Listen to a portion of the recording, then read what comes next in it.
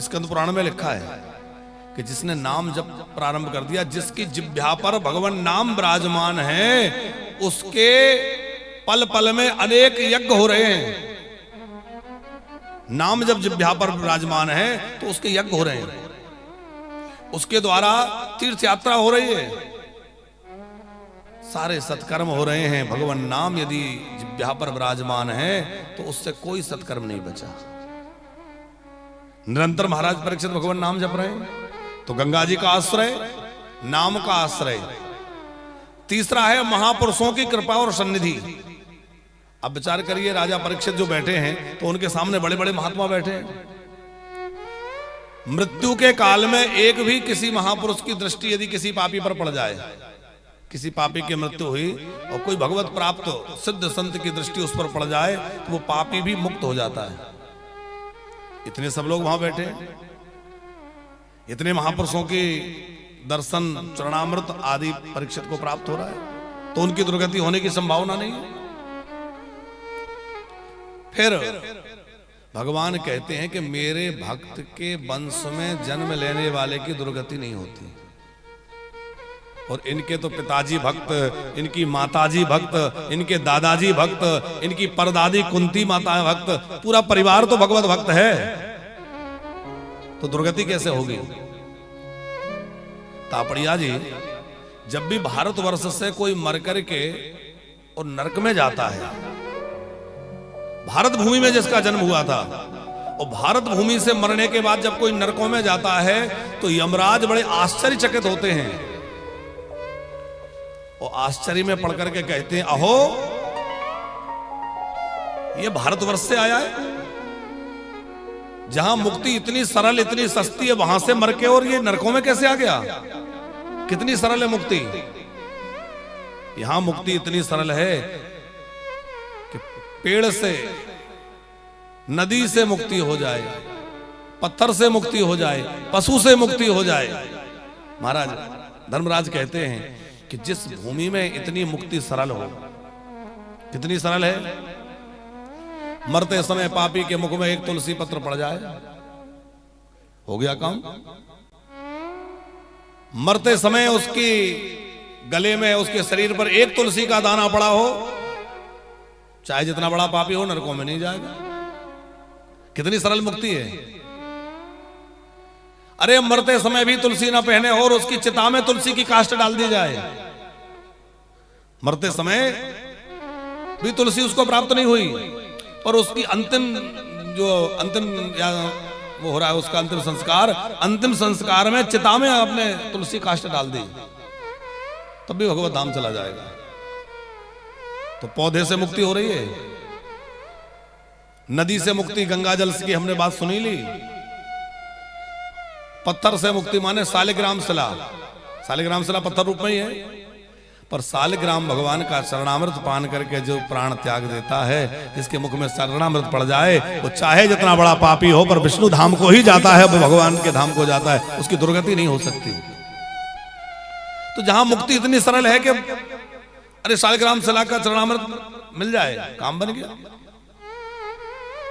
पशु से मुक्ति माने, पशु के रूप में क्या है? गाय, गौ माता का दर्शन, उनकी परिक्रमा, उनका आश्रय, पापी से पापी व्यक्ति भी मुक्त हो जाए।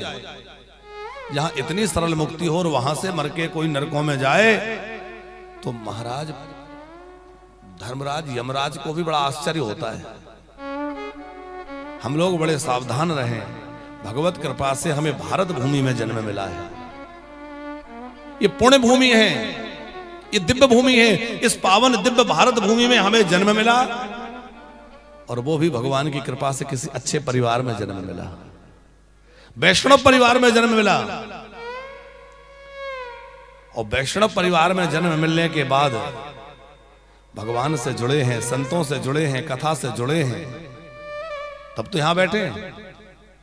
और इतना सब होने के बावजूद भी यदि हम नरकों की ओर जाएंगे तो हमसे बड़ा अभागा कौन होगा? भैया यहाँ मुक्ति के बड़े सरल साधन है, बड़े आराम से मुक्ति मिल सकती है। इसलिए प्रेम से इन सब का आश्रय लीजिए, खूब तुलसी का सेवन करिए, खूब गौ माता का आश्रय लीजिए, खूब शालिग्राम जी की सेवा, चरणामृत लीजिए, सेवा करिए।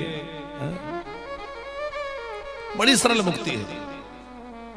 मुक्ति बहुत कठिन नहीं है। तो जब परीक्षित महाराज के लिए इतने सब साधन उपलब्ध हैं तो वो इतने परेशान क्यों हैं?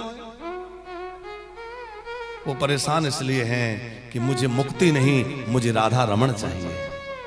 जैसे भरतलाल जी कह रहे हैं कि आरथ न धारा मोन काम रुचि गति ने चाहो निर्वाण। मुझे निर्वाण भी नहीं चाहिए तो क्या चाहिए?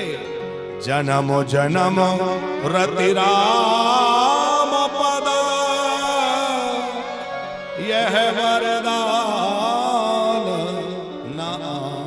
मुझे जन्म जन्मांतर भगवत चरणों में प्रेम बना रहे और कोई वरदान नहीं चाहिए। हमारा प्रेम भगवत चरणों में बना रहे। महाराज परीक्षित चाहते हैं कि मुझे मुक्ति तो मिल ही जाएगी, पर मुझे राधा रमण की ऐसी प्राप्ति हो जाए कि मैं नित्य उनके चरणों का दास बना रहूं, नित्य उनकी प्रीति मुझे प्राप्त होती रहे। वह तो कोई रसिक ही, महापुरुष ही वो रस दे सकता है। तो श्री सुखदेव जी महाराज पधारे। सुखदेव जी के चरणों का पूजन राजा परीक्षित ने किया और महाराज परीक्षित के ऊपर कृपा बरस पड़ी सुखदेव जी की। परीक्षित ने प्रश्न किया, गुरुदेव मरने वाले को क्या करना चाहिए? अच्छा, मरने वाले कोई अकेले महाराज परीक्षित हैं? हम आप सभी मरने वाले हैं, कौन कब मरेगा ये पता नहीं, लेकिन ये निश्चित है कि मरना है। तो प्रश्न अकेले राजा परीक्षित के लिए नहीं है, हम आपके लिए भी है। सावधान हमें ज्यादा होना चाहिए, क्योंकि परीक्षित को तो पता है कि 7 दिन तक मरेंगे नहीं, क्योंकि 7 दिन बाद मृत्यु है। पर हम लोगों को तो कल का भी भरोसा नहीं है, कुछ पक्का है। इसलिए हर क्षण को ऐसे जिए जैसे ये आखिरी क्षण है। एक संत कहते थे ये बात, बोले महाराज इससे क्या होगा? बोले बुरे कामों से बच जाओगे। शायद आपको ये बात ऐसे समझ में नहीं आएगी। क्या हुआ? समझ में आ रहा है ना? तो अच्छा, दूसरी तरह तुम्हें समझाएं। एक महात्मा जी थे, उनके पास एक व्यक्ति आए, तो महाराज जी भगवान के भजन में मन नहीं लगता, कुछ ऐसा उपाय बतलाइए जिससे मन लगे। अरे क्या मन लगना नहीं लगना, अब तो तुम्हारे 7 दिन की तो उम्र बची है, 7 दिन बाद तो तुम्हारी लकीरें कह रही हैं कि तुम्हारे 7 दिन ही बचे हैं। वो तो घबरा गया। अचानक कोई कह दे कि अरे अब तो तुम्हारे बस आखिरी है। अब वो घर गया तो लोगों से झूठ बोलना, लोगों के साथ कोई दुर्व्यवहार करना, वो सब बंद। सोचा 7 ही दिन भजन कर ले।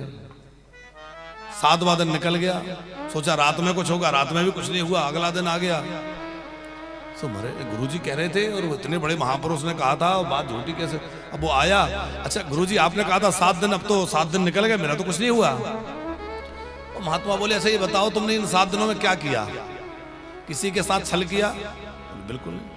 किसी के साथ तुमने झूठ बोला, लड़ाई झगड़ा किया, मारपीट की, या किसी के साथ बेईमानी करी?